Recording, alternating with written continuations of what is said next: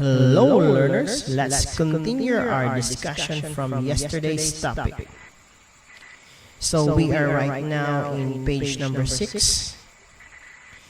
So let's discuss the types of application. We have native application, we have web application. Let's start with the types of application. So we have email, text editor, photo editor, music streaming, social media. So these are the applications that we usually use in our daily life in terms of using the net. We usually communicate our friends to email. If we want to modify, if you are a person who like to edit website, create a website, this is the time that you're going to use text editor. If you are a type of person or learners that you want to, let's say, enhance your skill in photo editing, this is good for you. If you are a type of learners that you only want to listen music, okay, so you can use a musical streaming. Sometimes it makes your whole day meaningful, right? So example of this one is we have YouTube, okay, social media. Usually we do that one every day. It has been part of our life, such as Facebook, Instagram, Twitter, and many more. Okay. Next, we have native application. This is mostly uncommon in our part, but this is how we're going to use this. So if we have email, mostly that we're going to use in native form, we have Microsoft Outlook. A Microsoft Outlook is a part of the Microsoft Office where you can also email your friend, but it is different than the Gmail. Native, it means to say it's not common. And we have the other hand, which is very common, we use Gmail. We have Microsoft Word, right? Text editor. So if we want to format text, if we want to modify, justify, okay, text, you can use Microsoft Word, but it's different than the Google Sheet, okay. So I usually, if you notice guys, I usually use Google Form, right? So this is a part of the Google family. So try to see that one. We have Adobe. It is commonly common, or let's say native in the part of the learners. But we have this one, the Pixar. So this is another application that we use in photo editing. We have used streaming. We have Spotify, Map for PC or mobile, Spotify for web player. So social media, we have Facebook, mobile application. We have Facebook. We use browse surveys. Okay, try to see the difference. So next. Some developer provide both native and web-based version of their application. The last two examples, Spotify and Facebook, can be both installed in mobile application. Okay, let's go back here. So the social media, we can use this one. We can communicate this one in a form of cell phone, which is our mobile. But we need to install application so that Facebook will work. In the desktop or computer or laptop, no need to install that one. You just go to the browser and then open the specific page or the URL. Just type www.facebook.com. Then you're good. Okay. Remember that one.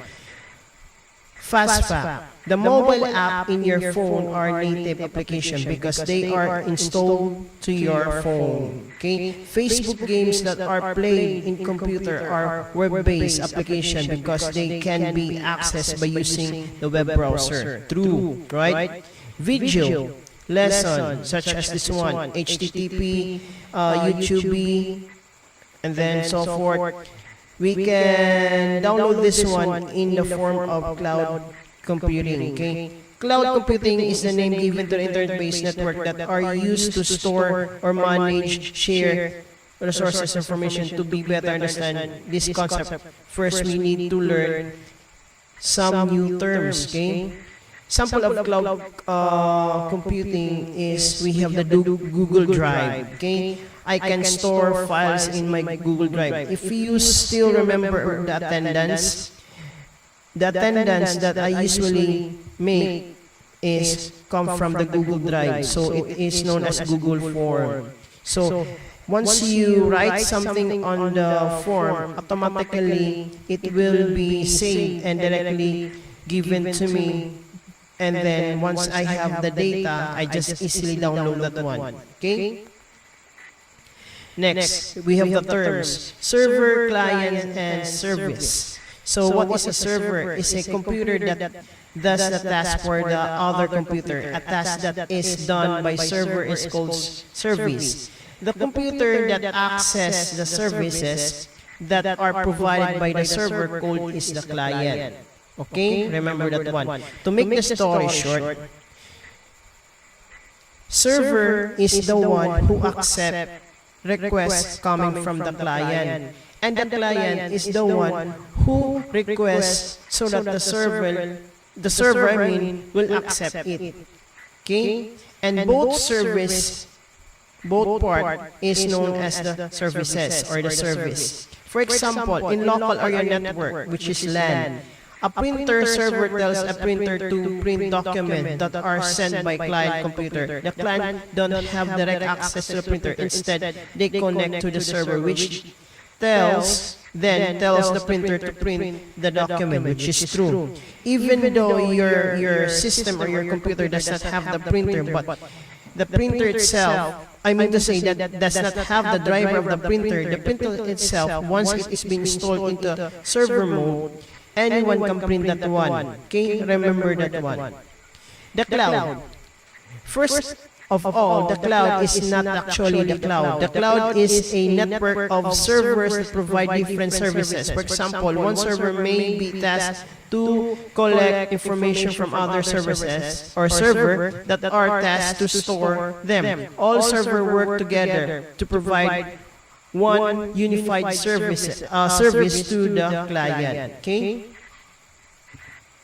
So we have this one.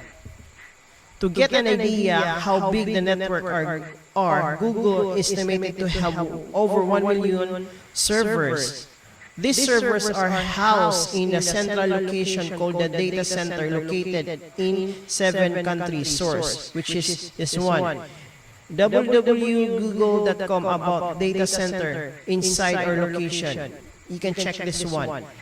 Many cloud-based services can be used for free, and you may already be using some of them free without knowing it. The most common example is the social media platform like Facebook, Twitter, or Instagram. There are also cloud-based servers that were created more serious purposes like business, project management. These services are commonly offered in paid subscription basis.